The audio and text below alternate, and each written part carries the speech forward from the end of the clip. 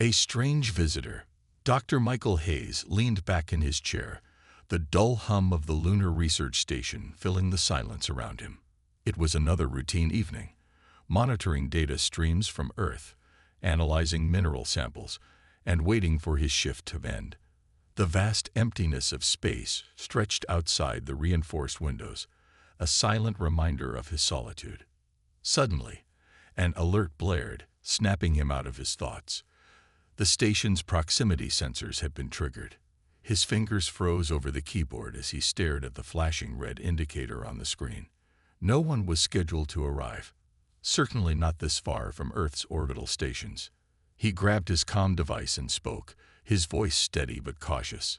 "Control, this is Hayes. I've got an unauthorized breach in the outer sector." Confirming the anomaly. No response. The signal to Earth was delayed, as always. He'd have to handle this on his own. Pulling on his environmental suit, Michael cautiously made his way toward the source of the breach. The corridor lights flickered slightly as if sensing his unease. When he reached the outer airlock, his heart skipped a beat. The inner door was cycling open. Someone, or something, was coming through. The airlock hissed, and a figure stumbled into view. Michael froze. It wasn't human. The figure was tall and humanoid, draped in a shimmering, silver-like material that clung to her slender frame. Her skin glowed faintly, a soft lavender hue, and her eyes, large and filled with a mixture of fear and desperation, locked onto his. She staggered forward, clutching her side, and collapsed to the ground. Michael rushed to her side, instinct overriding fear. "Hey, can you hear me?"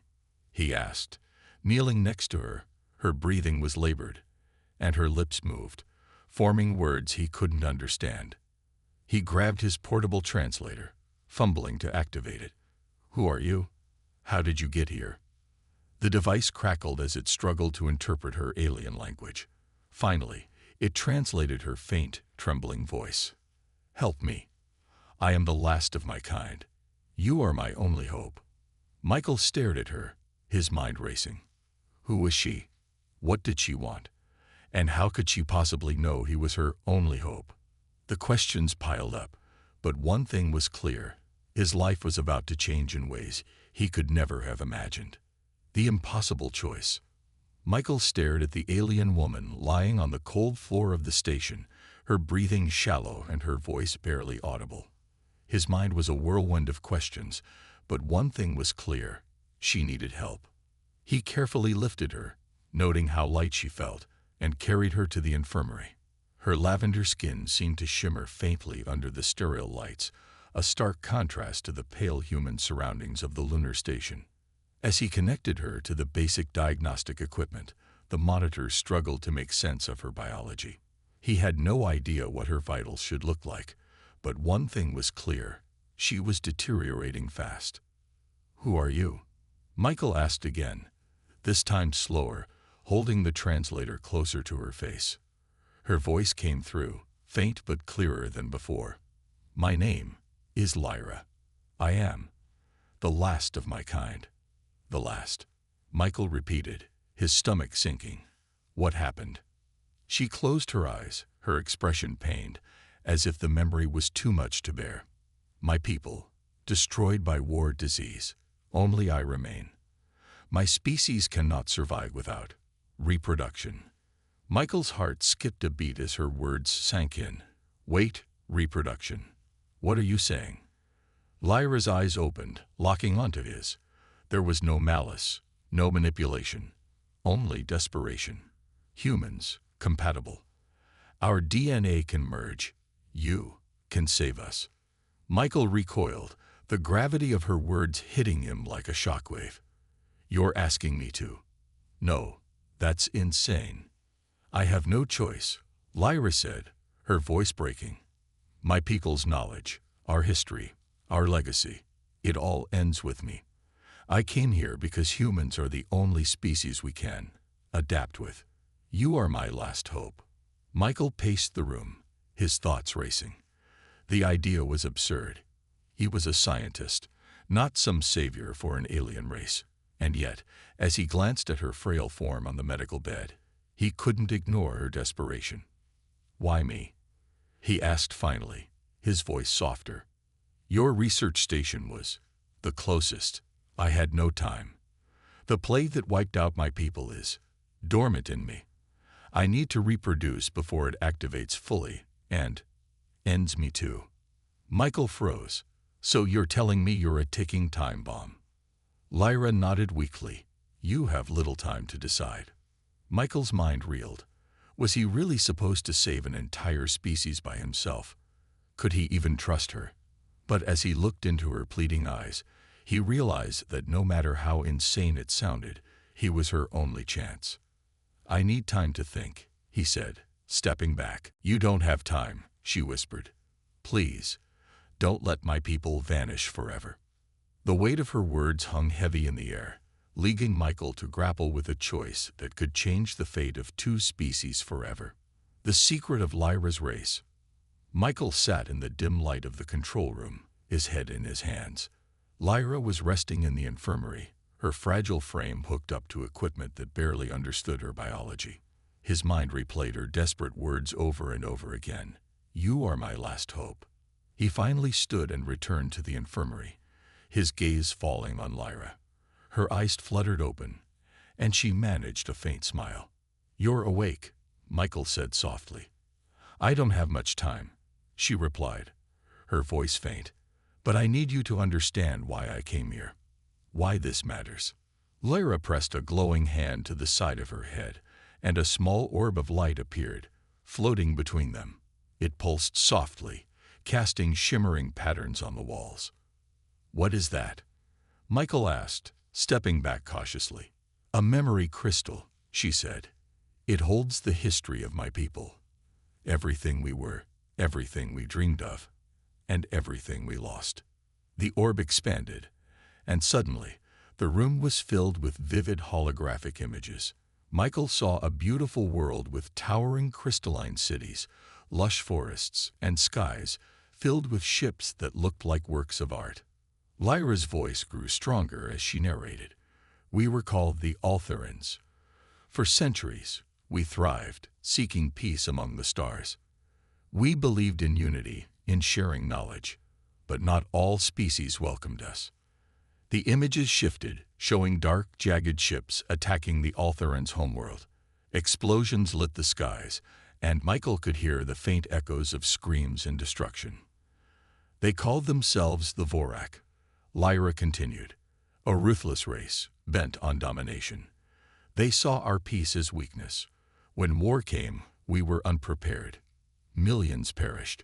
Michael clenched his fists, his heart pounding as the images grew darker. Cities crumbled, forests burned, and the once vibrant world became desolate. "But it wasn't just war that destroyed us," Lyra said, her voice breaking. "The Vorak unleashed a bioweapon, a plague designed to eradicate us. It mutated, becoming unstoppable. Even they couldn't control it. My people, my family, all gone." The holograms faded, and the room was silent except for the soft hum of the equipment. Michael looked at Lyra, her face etched with sorrow. "That's why you need this," Michael said, gesturing to himself, his voice hesitant. Lyra nodded. "The Vorak plague is dormant in me, but it will soon take me too. Our genetic code was designed to adapt, to merge with other species if needed. It's our last safeguard, our last chance." Michael sat heavily on a nearby chair, overwhelmed. "Your species put a backup plan in your DNA." Lyra nodded again. "We believed in survival, no matter the cost. I came here because your species is the closest match. I didn't want to involve you, but I have no choice." Michael looked into her eyes, seeing not just desperation but hope. "If I help you," he said carefully, "what happens next? What happens to you, and to me?" "If you help me," Lyra said, "you won't just save me, you'll bring back my people. And perhaps we can create something new, together." The weight of her words hung heavily in the air, leaving Michael to wrestle with the impossible decision. Could he really say no, knowing what was at stake? The threat unveiled. Michael's thoughts were a swirling storm of doubt and uncertainty as he watched Lyra rest, her breathing shallow and her skin losing its faint glow. He knew time was slipping away, but he wasn't prepared for what came next. The station's alarms blared, a shrill sound that cut through the silence. Michael's heart leaped as he scrambled to the control panel. The screen flashed with warnings. Unidentified craft approaching. He squinted at the grainy feed from the station's external cameras. A sleek, jagged ship hovered in the distance, its design unlike anything he'd ever seen. The vessel exuded menace, its sharp angles glinting against the blackness of space. "Lyra," Michael called, rushing back to the infirmary. "We've got company. Does that ship look familiar?" Her eyes fluttered open, and the moment she saw the screen, a flicker of terror crossed her face. "Vorak," she whispered. "Vorak. The ones who destroyed your people?" Michael asked, his voice tight. "They must have tracked me here," she said, her voice trembling. "They'll kill us both." Michael clenched his jaw. "Not if I can help it. Stay here." He grabbed his comm device and raced to the station's control room. The Vorak ship was closing in, its weapon systems clearly armed. Michael activated the station's external defenses, a modest array of lasers and EMP disruptors, more suited for asteroids than an alien warship. A crackling voice suddenly came through the station's comms. "Human station. This is Vorak Commander Threx. You are harboring a fugitive. Surrender her now, and we will spare your life." Michael hesitated, his finger hovering over the comm button. He glanced back at the infirmary, where Lyra's frail form lay. She had already lost everything. Her people, her home, her future. Was he really going to hand her over to the very monsters who had caused her suffering? Lyra's voice came through the station's internal speakers, faint but resolute. "Michael, don't listen to them. They won't spare you. The Vorak never leave witnesses." The station shuddered as the Vorak ship fired a warning shot, the blast rocking the outer hull. Michael gripped the console, his mind racing. "You've got 10 minutes to comply," the Vorak commander growled. Michael swallowed hard, his pulse pounding in his ears. He could surrender Lyra and save himself, or he could fight back, knowing the odds were against him. He activated the internal comm system. "Lyra, do you know anything about their ship?" "Weaknesses." Her reply was immediate, though strained. "The Vorak are powerful, but their technology relies on brute force. Their shields are vulnerable to EMP bursts. If you can overload their systems, it might give us a chance to escape." Michael nodded, determination hardening his resolve. "Stay put. I got this." He began rerouting the station's power to amplify the EMP disruptors. It was a risky move that could leave the station defenseless if it failed, but it was the only shot they had.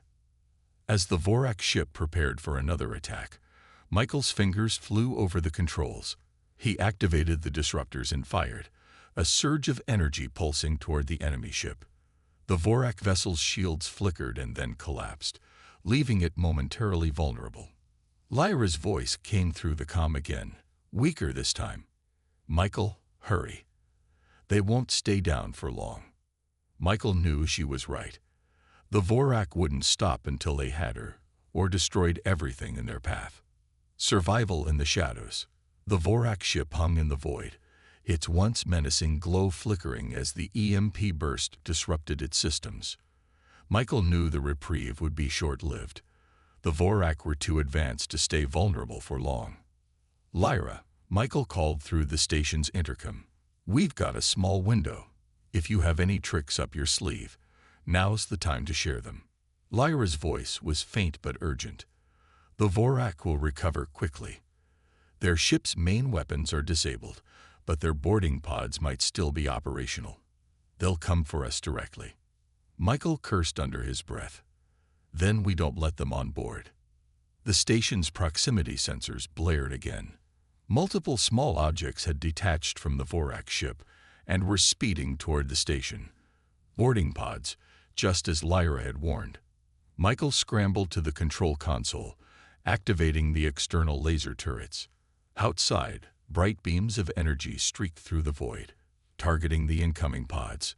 Two exploded in fiery bursts, but a third dodged the blasts and slammed into the station with a thunderous crash.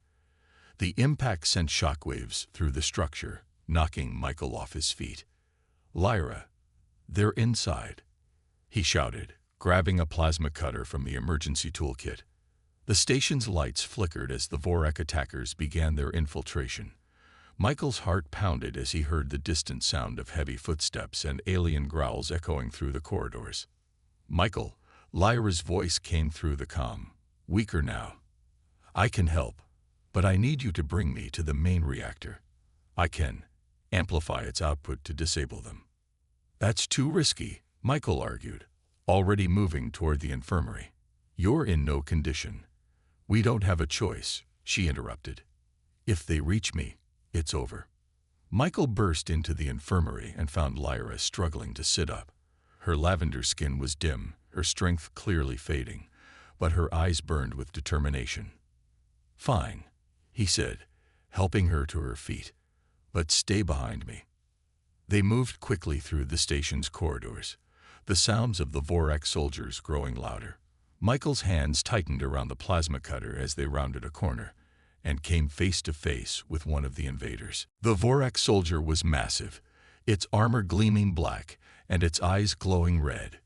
It snarled and raised a weapon, but Michael acted first. He fired the plasma cutter, the blue beam striking the creature's arm and forcing it to drop its weapon. "Go," Michael shouted, pushing Lyra forward as more footsteps echoed behind them. They reached the reactor room, and Michael sealed the door behind them. Lyra staggered to the reactor's control panel, her hands glowing faintly as she interfaced with the system. "What are you doing?" Michael asked, watching as the reactor's energy levels began to climb. "I'm amplifying the station's energy output," she said through gritted teeth. "It will create a surge that disables the Vorak systems, but it might also damage the station." "That's a hell of a risk," Michael muttered. "It's our only chance," Lyra replied, her voice steady despite her exhaustion. The pounding on the sealed door grew louder, and Michael turned to face it, his makeshift weapon ready. "Do it," he said. Lyra closed her eyes, her hands glowing brighter as the reactor's hum grew deafening. Energy surged through the station, and Michael braced himself as the entire structure shook. Outside, the Vorak ship and its soldiers were caught in the wave, their systems shorting out in a cascade of sparks. The invaders collapsed, their weapons useless, as the station fell silent once more. Michael turned to Lyra, who was slumped against the reactor console, barely conscious. "You did it," he said, kneeling beside her. Her eyes fluttered open, a faint smile on her lips. "It's not over yet. They'll be back, but for now, we survive." The ultimate sacrifice. The station was eerily quiet, save for the faint hum of the damaged reactor. Michael leaned against the wall, catching his breath. Lyra was slumped beside him, her lavender skin dimmer than ever. The effort she had put into amplifying the reactor had taken a visible toll.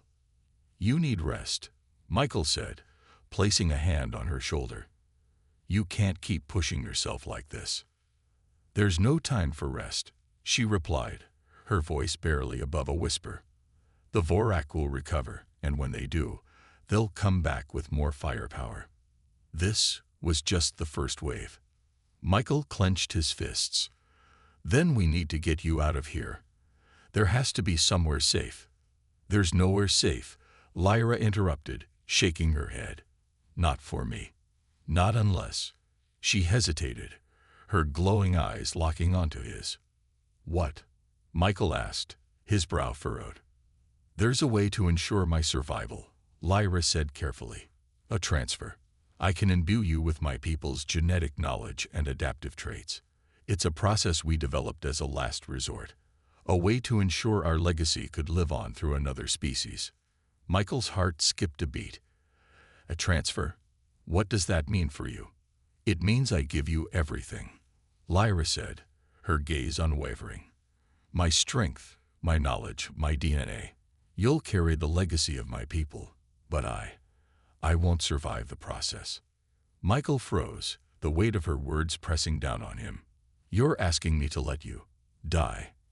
I'm asking you to let me ensure my species isn't forgotten," Lyra said softly. "If I don't do this, it's over. The Vorak win. Everything we were, everything we fought for, will vanish." Michael shook his head, his voice trembling. "There has to be another way." "There isn't," Lyra said firmly.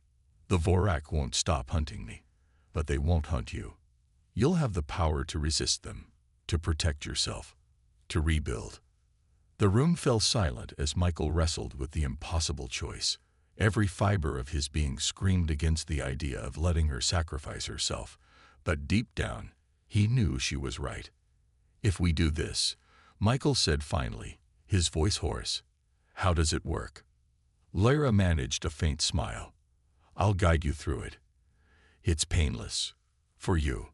For me, it's simply the end." Michael's chest tightened, but he nodded. "Okay, let's do it."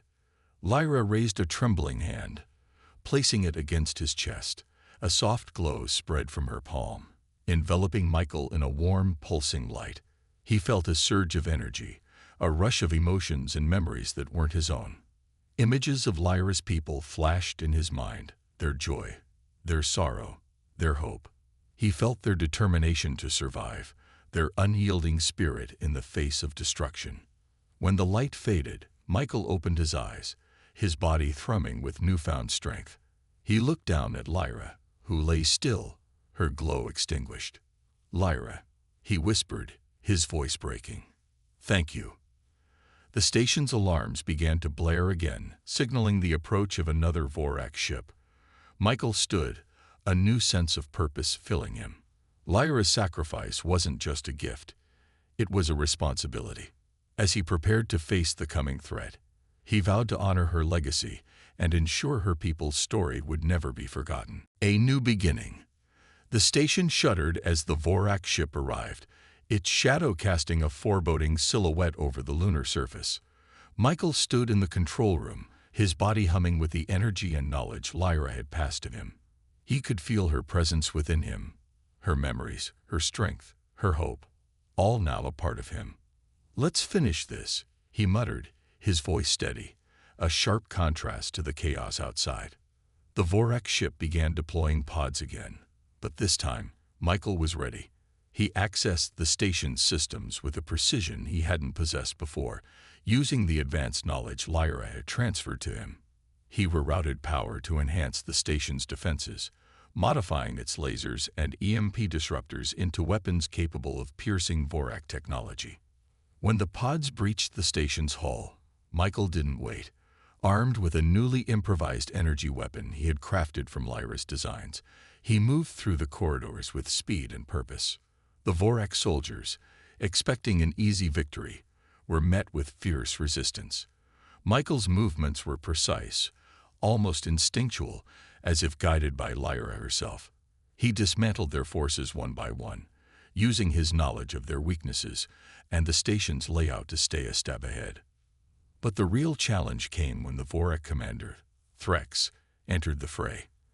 The towering alien was encased in reinforced armor, his red eyes glowing with fury.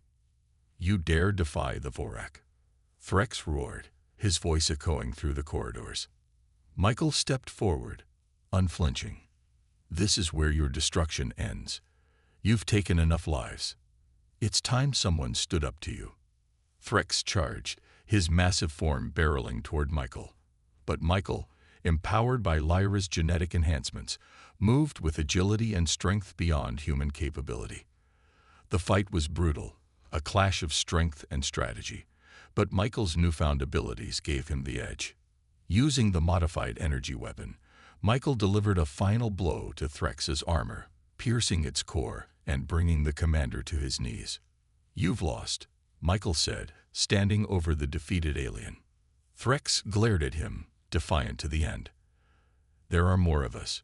You can't stop what's coming." Michael's expression hardened. "We'll see about that."